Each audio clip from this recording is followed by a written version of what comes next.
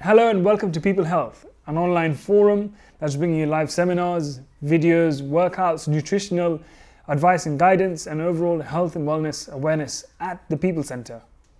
My name is Sumeet. I'm the head coach for the Peepul Enterprise Gym and Spa department, and we're going to continue talking about diabetes, but more specifically, living with diabetes. If you're someone that's living with diabetes, or you've just been diagnosed with diabetes and you've got to live with diabetes, it can be quite challenging and overwhelming. But be assured that there's help available all the time. If you're living with diabetes, there are certain things that we need to do in our lifestyle, or certain choices we need to make in our lifestyle that will help us control our sugar levels. We could categorize these into three elements. One is the physical element, the second is the mental element, and the third one is the emotional element. These all put together have an impact on how we're living with diabetes, or how diabetes can impact us if we are managing diabetes on a daily basis. Let's look at the physical aspects and why it's important. We know that diabetes is the regulation of sugar levels, so therefore activity is going to play an important role. In order for the body to function and move and do daily activities, we need energy. That energy comes from the nutrients that we eat. The food that we eat turns into nutrient, and those nutrients are what actually gives us the energy to function and do daily activities. The main energy source for the body is ATP, adenosine triphosphate. When we eat food, whether it's carbohydrates, fats, proteins, they are all converted into ATP. How that happens is through different energy systems. But the body really likes to use carbohydrates as the main energy source. And this is where it can get a bit challenging if we have diabetes. Because if we eat too much carbohydrates, it increases our sugar levels, or if we eat too much in general, it increases our sugar levels and the level of glycogen in the body. And if our activity levels do not match our consumption of the amount of food we're eating, then we can have a surplus. And that can cause us to be overweight and become obese, and actually can increase the level of diabetes we have, or increase the symptoms, and it can cause a lot of catastrophic problems during the day. And living with that can be a lot more harder. So therefore, the physical aspects is very important. We need to look after our activity levels, which means that we need to take part in regular exercise, such as going for a walk, going for a jog, and also going into the gym and doing some cardio or strength exercises, along with other recreational activities at home. Now, the amount of activity that we do, or the intensity of activity that we will do, will also impact the sugar levels. So if you're someone who's got type 2 diabetes, throughout the day your levels can fluctuate up and down. And high intense activity can actually really decrease and deplete the sugar levels, and you can have really low sugar levels, and this can cause you to feel really weak and dizzy. So therefore it's important to be aware of this. There's no one size fits for all. You, as an individual, if you've been diagnosed with the diabetes, you need to find what works for you. On average, training 3 times a week in the gym, doing a combination of some cardio exercises and strength exercises and yoga exercises is very good. But what's important is to keep the activity consistent. And this is done through having daily step targets in the home or outside. Steps is a great way to continue the metabolism going. You can set yourself step targets. You can start low and build yourself up slowly. But the key is consistency and persistency. On average, anything between 6,000 to 20,000 is what we recommend, but a healthy range is anything between 8 to 10,000. You can simply buy a Fitbit, a watch, which will track your steps, or you can use your smartphone watch that normally we always get nowadays. You don't need to spend a lot of money on buying a smartphone or a smartwatch to track your steps. A simple Fitbit, which is about 20-30 pounds, should be more than good enough to track your steps. But over time, you will also become so much more aware of how much steps you are getting in the day. If you've consistently been doing steps and walking every day, you will intuitively know exactly how much steps or how much hours or minutes you need to spend on walking to know how much steps you're getting in the day. You'll become experienced over time, and it'll become a lot more manageable, and you'll become more confident. Another physical aspect which is important is movement analysis. A lot of people living with diabetes don't actually do a movement analysis. What do we mean by movement analysis? Movement analysis is the analysis of how we're moving. Our muscles are attached to the bones and are responsible for movement. If we've not been moving over a long period of time and have been sedentary or office bound, then we can develop certain musculoskeletal imbalances such as tight shoulders or tight chest, tight back, tight glutes, tight thighs. It may not necessarily be just tight muscles, but it may be weak muscles as well.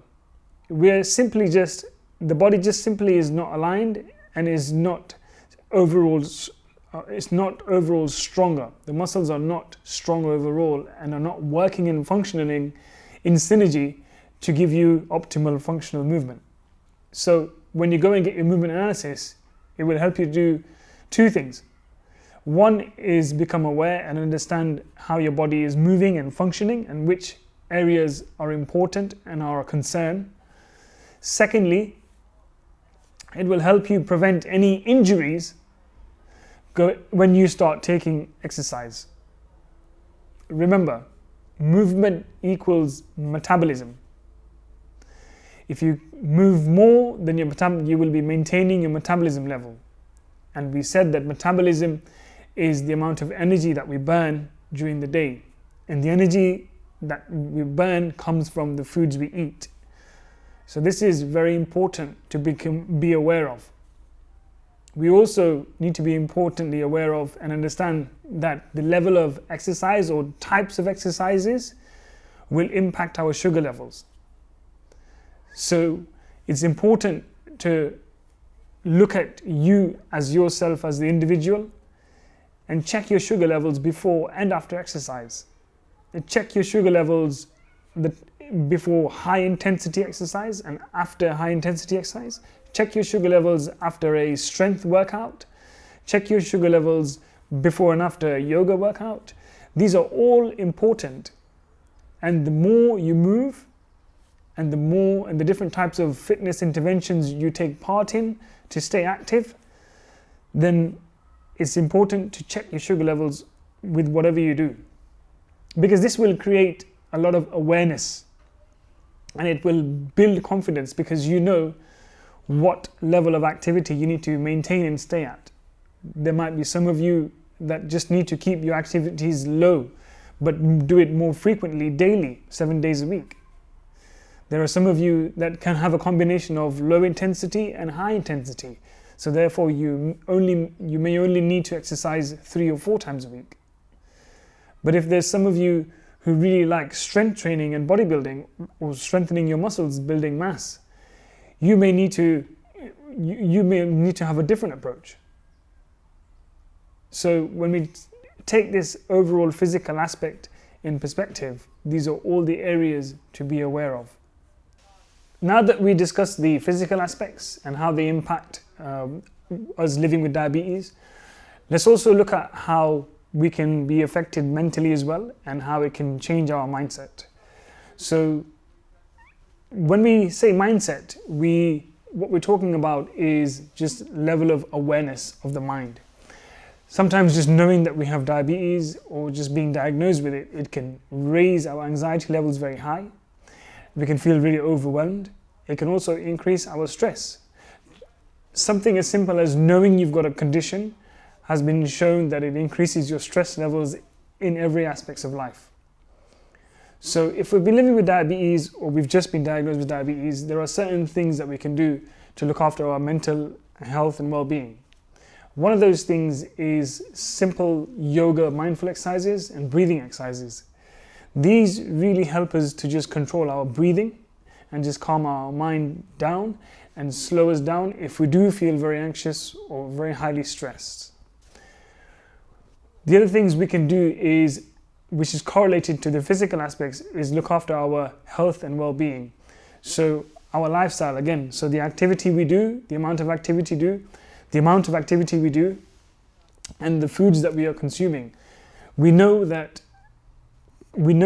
to function we need to consume energy, but if we are consuming too much energy and not burning as much, then that energy is going to be stored and we're going to become overweight. This can again increase the level of anxiety and stress as well, and it can cause us a lot of other health conditions and problems which can in effect adversely affect our mental state again.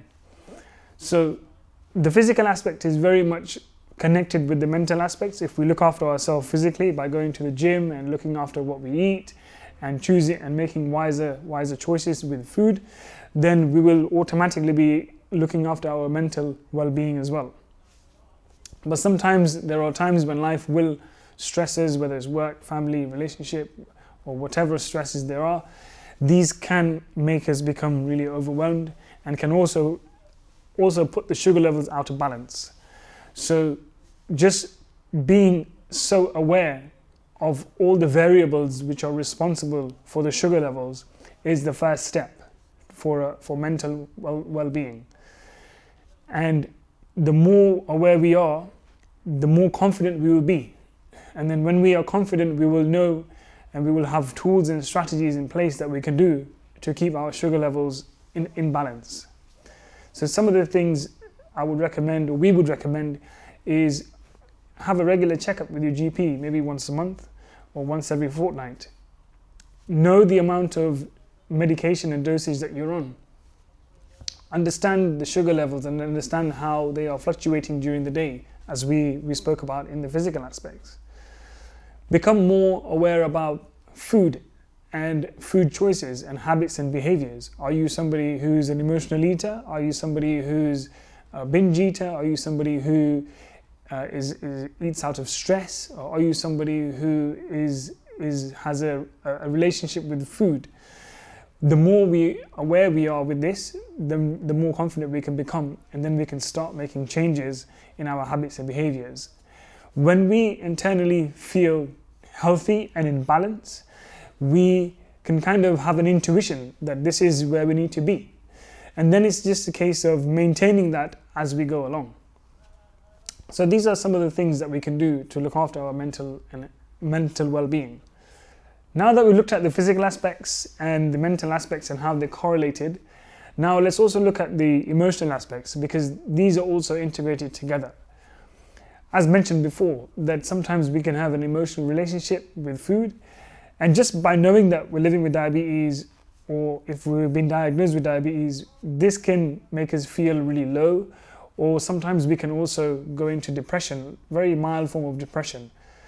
Because knowing that we've got any kind of condition that we've got to live with can in itself be very overwhelming, and we can feel low about it. Be sure and know that there is help out there. The first thing to do is to be open and ask for help. The first form of contact would be your GP. That's a wonderful place to start.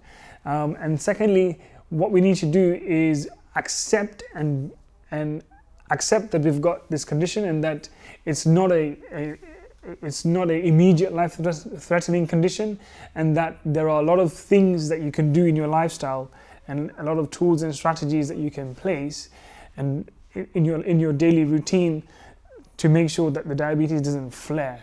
So overall, we are in control of our lifestyle, and we are in control of the choices, and we can live a healthy and well-being lifestyle even though we are living with diabetes. Some of the things which we recommend, or which we have seen, is that if it does impact you emotionally, then the best thing to do is talk about it.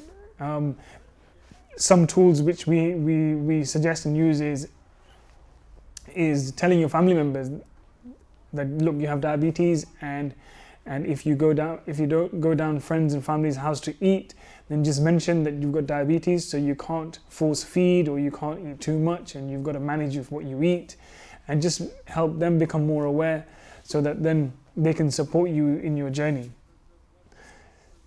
Similarly, with your family, you can also mention to your friends and also your colleagues as well. At work, we all know that food may be around, so just embracing and sharing your condition, your journey with your colleagues, you will become a lot more aware and confident with managing and living with diabetes. Some other tools and tips that we can use is, again, yoga. Yoga will really help us become more confident and center ourselves emotionally. It will give us the strength to deal with diabetes on a daily basis, because the more strategies we have in place and the more aware we are with our sugar levels and what's happening, and the impact of exercise and food on the sugar levels and the types of diabetes, then we can really reach to such a high level of confidence that we will be able to manage the diabetes on our own, and we won't need any support or help at all. But there is no harm. In fact, it's a lot more helpful to ask for help if you have been diagnosed recently, or if you have been living with diabetes. There are other areas that we can also explore. Some of the great advice and areas that we can go to is the Diabetes UK website, which has so much information on everything to do with type 1 and type 2 diabetes and other types of diabetes as well. But again, even at the Peepul Centre here, we've got health professionals and experts who can guide you in the right direction and help you make the best, smarter and wiser choices, and give you a lot more awareness and education around exercise, training, and food and health, and overall holistic well-being.